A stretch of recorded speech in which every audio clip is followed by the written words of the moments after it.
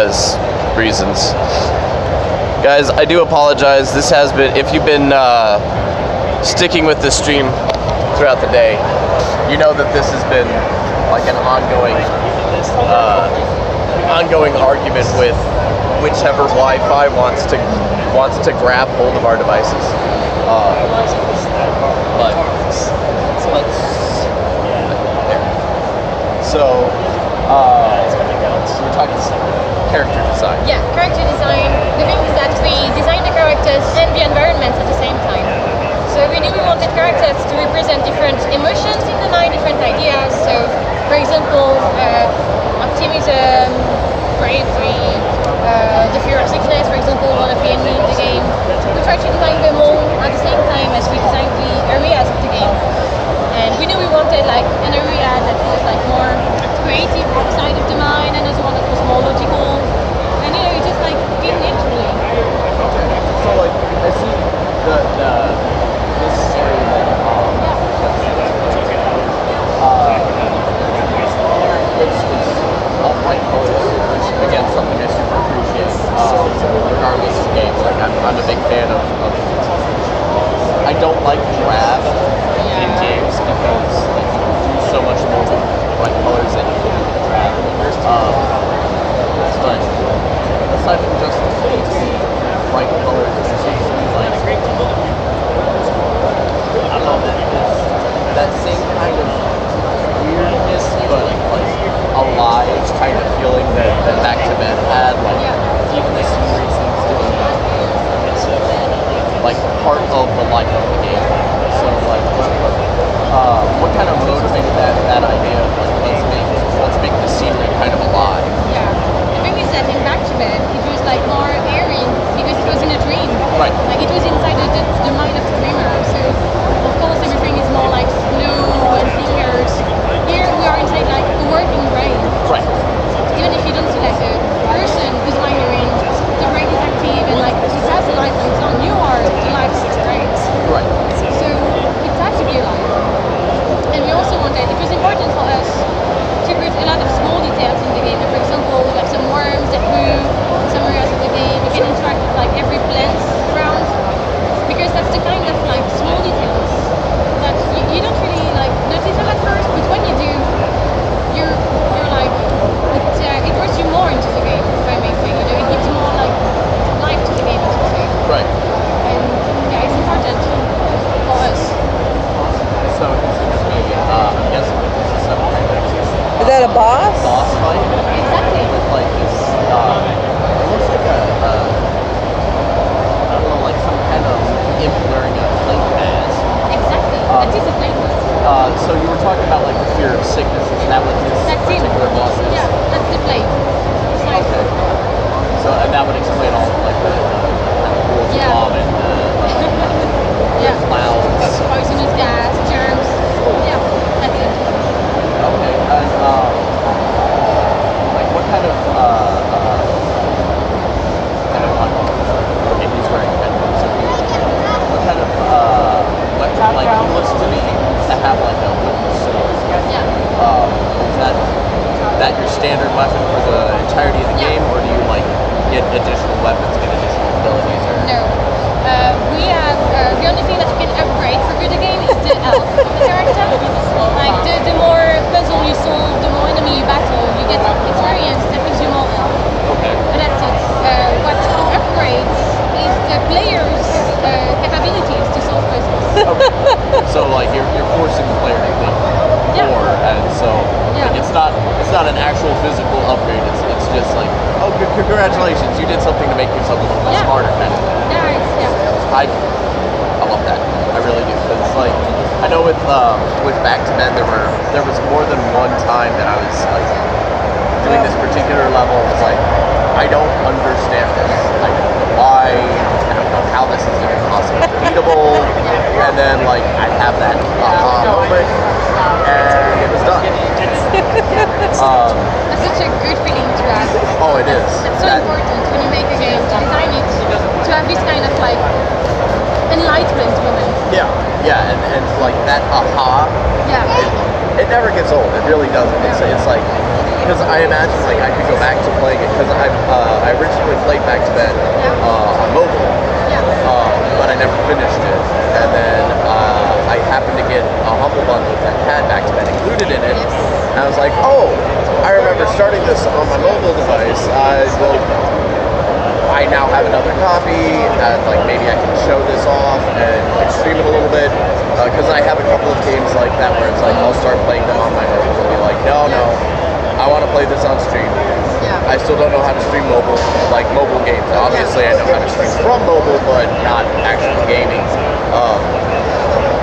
So it's like, well, now I can actually play this and show it off if I so chose, and like having those puzzling moments. So, like what? Yeah, so we talked about some of the inspiration behind like the design, the characters, and the design of the levels. But like the style of the game itself, being that like adventure instead of just pure puzzle. So why that decision? Why the decision to go with like an adventure type of game? For me, that after Back to Bed, we just wanted to go bigger on everything. Okay. Bigger on the scope, on the visual, on what we could explore with the game. Because people have been requesting that. And we were like, with the game out, we were able, to like be a bit more solid on our feet and, be more confident that we could release a bigger game. Right.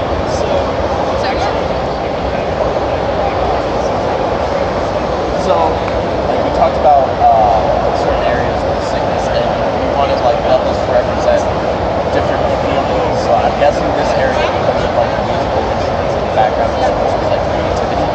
Exactly. So what other kinds of areas? And like that's one of those instruments, kind of like the background notes that we were talking about. So like, what other kinds of areas would be like explored with those subjects? Okay, so there are different areas you can explore. In this demo, there are only two that you can like really explore. This part, which is, as you say, like the creative part of the mind, so light-hearted, colorful, full of music. Then you have like Clockwork Town, which is like the more logical part of the mind. So the scenery is more like sunset, more industrial. Okay. Like because of the logical aspect of it and like the thinking aspect of it. And then if you finish the demo, which you could on your stream maybe one day, you could have a sneak peek of the part of the game that is the closest part to the conscious mind. Okay.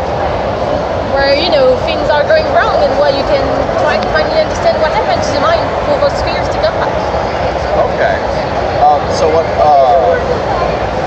within the demo, we have the two areas. We have at least the one boss with the plague boss. How many other bosses are there within the demo portion? In the demo version, you have two areas and there is like one fear per area. Okay. So in the second area, like the logical one, you have the fear of growing old, actually, which is represented by a spider that use her spider webs to block the cogs of the mind so that the thoughts cannot be processed normally.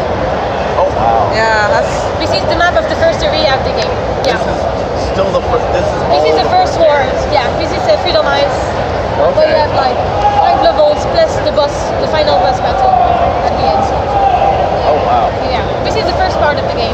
And we have like, it'd be good 3 parts. graphics. Really good. Good graphics. Good. Oh my God, it's beautiful. Thanks. Yeah, we really like all maps, to be honest. And it has that very like it's very surreal, but like not, I don't know what, like the kind of intimidating Dali-esque. It's like surreal where like he had his whole method of surrealism was very like almost frightening. I mean, it's cool looking, but it's almost frightening. Well, and this is like very like it's happy. Yeah. And it makes me feel happy just looking at it. Some of the images here is very like Cat in the Hat, you know what I'm talking about? Like very Whoville, Dr. Seuss, Some people like have compared it to that, Yep. Or like where the wild things are. Yeah. Yes. Also, that's something that people compare it to. Or like Adventure Time also. Yeah. This kind of strange universe, but that still has a light-hearted side to it. Oh wow, look at that one. Oh, the little, It's like a little, like a measle or a weasel. The Caesars. Oh, They Caesar. sneeze on you. Oh. Yeah. Well, it's fear of sickness, so you know. These Yeah. creatures. That's normal. true. Okay. So when like we've been talking mostly about like where it's at now and Yeah. the demo side of it. So timeline for full release. This Yeah. summer, early fall for PC. Okay. So PC and Mac on Steam. And then as soon as we can, all the major consoles. Okay. So Switch as well. All the major consoles. Okay. I would like to play this game. Like full. Yeah. Well, soon. Yes. We are currently finishing the game at home. We're really working it hard in Denmark to finish it soon, so you know, it's coming. When full release comes out, like how many areas are you looking at having? As I told you, there's gonna be like 3 main areas, and then there's gonna be like 2 other side areas, you know, to tie them all together. Okay. Because, well, you have to admit, like, Freedom Isles and Soccer Town do look really different. Yes. So we need to tie them all as like a unique universe, you know, a world that functions, you know, creatively. It needs to, flow from Yeah. one into the next. Like, Yeah, exactly. Because it's all well and good to have like, okay, well this is the classic, left side of the brain of creativity, the right Yeah. side of the brain of logic. But how do we go from point A to Yeah, point B, it's and not then enough, yeah. the conscious mind to point C? Yeah. So like having that, it looks like it was somewhat inspired by Bastion. So Bastion was mentioned. Yes, Yeah. it is one of our inspiration. Yeah. And it does seem to get. It does seem it gets a bit darker in some parts of it. Mal, you are typing with your face. It sounds.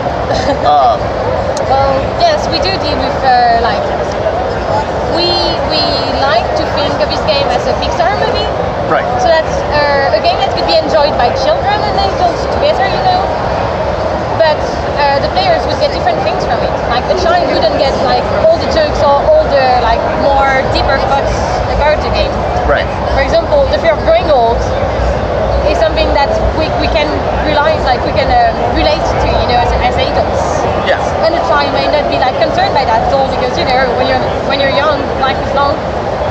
So yeah, it does get a bit dark if you look into some areas and well, there's some depth to the game. Yeah. So yeah.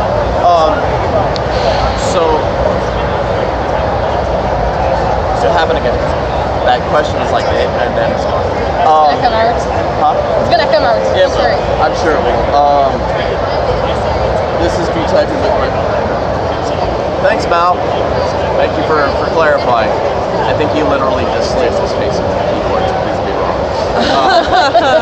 Okay. Interesting. But prettiness of it. But so I know with Back to Bed, Yeah. there wasn't any real exposition per se. It was like there were instructions that were written, Yeah. and like when you got to whatever a hint was or whatever, it was like Yeah. Yeah. So is that how the storytelling is going to be done in here as well, Here? or is it? No. Here we wanted to go like a really different way for the storytelling. So most of it relies on the characters' interactions. Every dialogue in the game is voice acted. Okay. So you know, like, and we also have like the music, the songs in the boss battles. So the story is told mainly through like those interactions with the characters. And you also have collectibles in the game, which are old memories that you can pick up if you like solve some certain puzzles, you know, or do some actions. And by picking those memories, you get some sneak peeks of what the life of the person who's mining it was in the past. Okay. So it's not something that is told, but you can like see pictures, read some lines linked to that picture, and try to understand the fuller picture. So you have like your main story that's going to be like your interaction with the other Yeah. characters, and then like the overarching like behind the scenes Yeah. kind of story that's pulled through the collections. You also get any hints as to what is actually happening in the outside world that's causing the nightmares. That's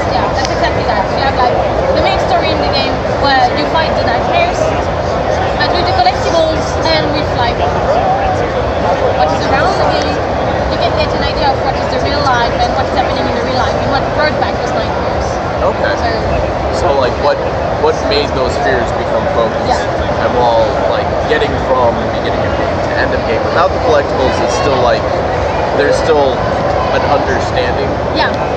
That greater understanding would be just once you pick up the collectibles, then you just kind of You can just expand the story.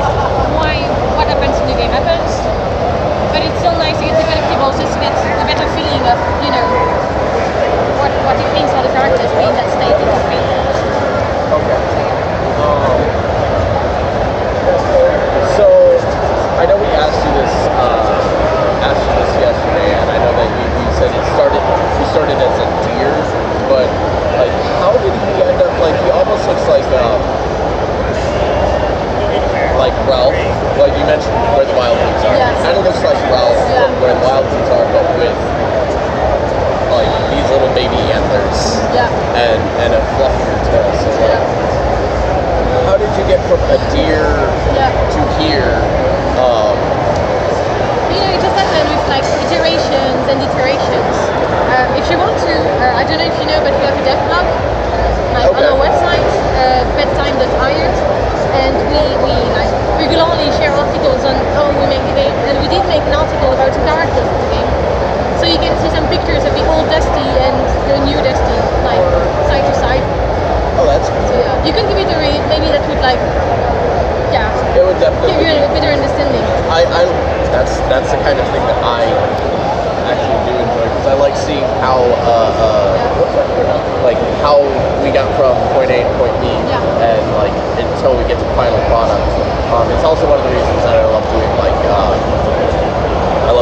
alphas and betas plays of games, so that I can see like this is what the game looked like when I first tried it out, and this is how much smoother and better the final product is. The Steam page says that your exploration of the world changes the music, but does this always happen in a set way, or can you explore the areas in a different order and get a different kind of music? Okay, so the thing is that the game is linear. You start from level 1 and you go to level 2, etc. It's your exploration of the level itself that does change the soundtrack, actually. Okay. The thing is that maybe you've noticed in the area, like here, you can see a trumpet tree. Yeah. On the right side of the area, and the mandolin tree on the bottom. And if you go near to the mandolin tree, you'll hear some sounds that you won't hear if you go near the trumpet tree. That's what we mean by being like changing soundtrack. Okay, so like where you physically exist in the world based on the stuff around you is how the spatial exploration changes the music. Okay. I hope that was thorough enough answer, because that's actually a pretty cool concept. And like, there are games that do something similar where like you go from this point to that point. There's this magical invisible wall that you cross, and it's like, okay, well here I am in one soundtrack, and then the second I cross this invisible wall. So like, if you were to stand, say like directly in between the trumpet and the mandolin, you would slightly hear both. But if you were to get closer to one or the other. We actually made like a dev blog article about it if you want to, like going in depth, and we even like an example after our music in Clockwork Town with the different layers and how they appear in the game. If you want to like give it a look or listen to it. Exactly what Mal wanted to know. So hit that one on the nose. Okay guys, so what other questions do you have before I start asking questions in circles, because I have? This is not one that I'm going to ask magic questions about Twitch integration, because I don't see how that could or should or would affect us at all. That would be hard. Yeah. That would be fun, but a bit hard for all game. Well, and like some games it would really work well with. Yeah. But other games, like if the XP you gain is just for like your health and boosting your health, but no other actual abilities or power-ups or anything like that. Bless you. Oh, excuse me. Without having any like in-game power-ups that could be affected by chat saying here's a power-up, then yeah, no, we're not like party hard or crunch club, but maybe on new games, we'll see. We like to explore new stuff. And apparently Mal is going through your blog bit by bit to come up with new questions. Well, go ahead, So I'm assuming that the thought for the name was Figment of the Imagination. Yeah. That was kind of low-hanging fruit and an easy one to grab. But No, but that's a right question, you know? come on, guys. Come on, Sibi is like running a little bit low in the world of questions at the moment. This is one that I'm like super excited on. It's okay. Like I said, this was as soon as I like saw it for the first time, and of course I made the association. Didn't realize, but I made the association with Back to Bed, and I was like, this is a place that I really. This is a game I really want to play. I don't really need to ask any other questions about it. I just need to be like, when can I play it? Soon. Okay, I have a question. Why the name Back to Bed? I can't tell you actually, because Back to Bed was first a student project that evolved in a full-fledged game, and I was in Denmark when they worked on the student project. So that one I actually know, because the previous game, Back to Bed, was the whole goal was to take a sleepwalking man through his dream and back to his bed. So you were guiding him. Okay. That's simply the goal of the game. That's true. Okay, gotcha. And he was walking through this very like MC Escher meets Dolly, like surreal kind of cubist surreal kind of world, and it had a very good look to it. The dog man that was part of it. Yeah. Was strange. And I'll ask a question. Are there going to be more parts of the game for the other parts of the brain, or are there no other concrete plans yet? I can't really tell you about it. Yet. That's fair. So what kind of release timeline are you looking at? For the game? Because the demo's out now, yes? The demo is out now for like people like you, streamers, journalists. Okay, so, and I know I asked this before, so fall, right? It's okay. Yeah, we're gonna release the full game late summer, early fall. Okay. Around this area. On Okay. PC, yeah. PC and Mac. Is there any thoughts of maybe doing it like episodically? So like this part where the logical and the creative worlds plus the or is that it? We're gonna like launch the full game. Yep. And Late that's summer, it. early fall. And that's it. But we're gonna release this game at this point. Okay. That's it. I can go into more details. Can you elaborate on the creative process behind the visual style of Figment? Was the hand-drawn style a storytelling choice? Okay. So for the hand-drawn style, it was something we wanted from the start to have this like painterly aspect to it, like where you can see brush strokes and feel like it's a 2D space, a painting, when in reality like everything you see is 3D. Like literally everything is 3D. Just that if you move the camera like even 1 degree, it wouldn't work anymore, it would look off. If you want to, we did a video on that on our vlog. Again. So yeah, I always come back to that, but yeah, I'm not one of the artists, so I can't really like delve deeper into that sadly. But yeah, we wanted to have this like painterly look right from the start, and everything we did in the game was to reach that aspect. Okay, and I know that it worked very well with Back to Bed, and obviously it still translates. Oh, he has a little power. Yeah. I hadn't seen the power before. Obviously it translates really well over here, and I noticed like as you were talking about the like you can see brush strokes and whatever. I happened to take a look, and I don't know how well it would have been able to have been seen in the stream, but you rotated one of the windmill lighthouses. Yeah. And the texture stayed that like hand-painted texture. Yeah.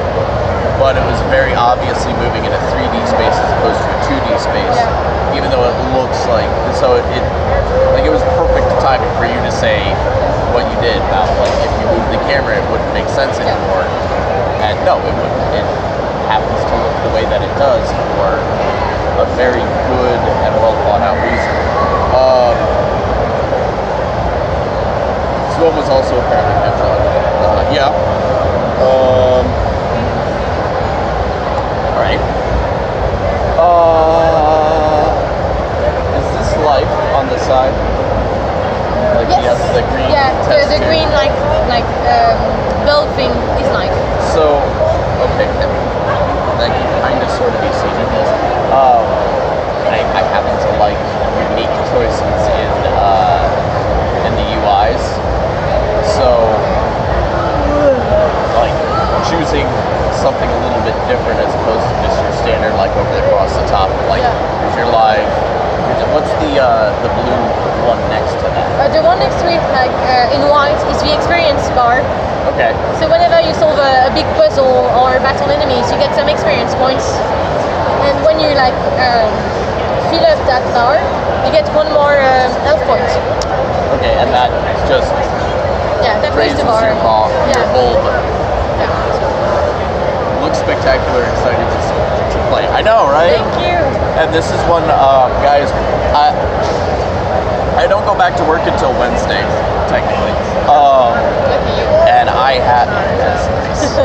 decided to take a whole week off for doing this and then recovery after we come back. And I have a little case of confluenza. Like, if I sound stuffed up, it's because I am.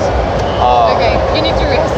Yeah, but when we get back, like all of the games that we've been looking at and everybody that we've been talking to, like I got equipment you guys sent me before the con, but I never actually got to play. So this is one that is going to be shown off after I get back home. I can't play it on my laptop because my laptop's been scrapped.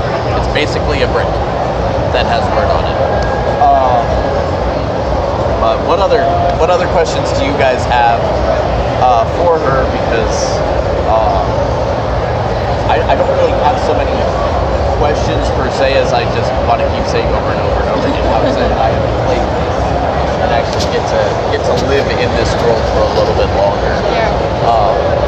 You have the demo at home. You have the key for that. So go ahead. And whenever we have a full game to share, be sure I will send you something so you can play it.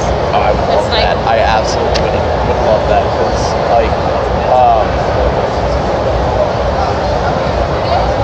now my ear is ringing. Yay for confluenza. That's the other thing. Is yay for confluenza. Guys, if you have any other questions, I will give a good solid minute for you to type them in. But before we ask those questions, one last hi to everybody, and once again, naming your game and release date and all that good stuff for them. If you don't mind. We have one more. Wanted to ask how difficult it turned out to be to turn the hand-drawn world to a full 3D world, but that is probably an artist's question. Yeah, it is an artist's question. So I can tell you that our artists, we have 2D and 3D artists that have been working hand in hand together a lot. There's a lot of back and forth between them, and there's a lot of tricks they have to develop for the game, even the windmills you mentioned. Yeah. We had to work with shaders to we had to make a slide on top of the windmills when you turn them. Right. To keep the brush strokes on them and not have the brush strokes on the texture itself of the windmill. That's what I'm saying. So that no matter the angle of the windmill as it moves, the light properly reflects on from that angle. Yeah, that's one of the tricks we had to develop. And again, there are some answers to that on our dev blog, so don't hesitate to read it and ask us questions. If you want to, we have Twitter, we have our website. Send a question, and when I'm home, I can ask the rest of the team to give more solid answers. Okay, I can actually answer that question for you, Wings. When it releases on Steam, it's going to be for both PC and Mac. And there's plans to port it to all other consoles soon thereafter. Yeah, as soon as we can. It is coming to me. Cool. So once again, guys, the game is Figment. It is coming out soon, end of summer, beginning of fall. Yeah. The demo is out now. and it looks absolutely beautiful. Sippy is excited to play it. You guys should be excited to play it too. Thank you, Mal, for dropping both the bedtime links and the Steam store link. Mal has been a godsend today. He's been like on it with everybody's information links when we're doing this. And yes, if you guys have any questions, like she said, we all have Twitter. What is that Twitter? You can find us at bedtime DJ. I don't know how to say it in English actually. I always mix up those two letters. I think it's D. Oh, that's not my Like, phone. I think it's DG. Bedtime DG. Okay. Yeah. That's it. Yes. On Twitter. So yeah, just ask the questions. We'll answer them as soon as we can. Maybe not tomorrow because it's Sunday and my coworkers will be, having their Sunday off. But just after that, we can answer everything you need. So all your coworkers are at home resting up, and you get to the joy of contact. I was the only one who could make the trip from Denmark, because the team is busy finishing the game, and we want to finish the game, So. Oh yeah, absolutely, and we want the game released. Yeah. Because man, Mal, you are on it. He also just dropped your Twitter link, so. Thanks a lot. That makes it easier. It does. So thank you once again. Thanks to you. This is nice talking to you. It has been an absolute pleasure. And guys, this is, like I said, when we get back, I will be, this is kind of high on my list of ones that I want to play, above a lot of the other ones that we got some cool stuff from. I don't need any other cool stuff, I just need the game. So that is going to do it for us for today. No more streaming for today after this, IRL or otherwise. It has been quite a long day. It's been a fun day, but it's been quite a long day. So that being said, thank you guys so much for watching, and as always, I raise my empty glass, to you. Laters.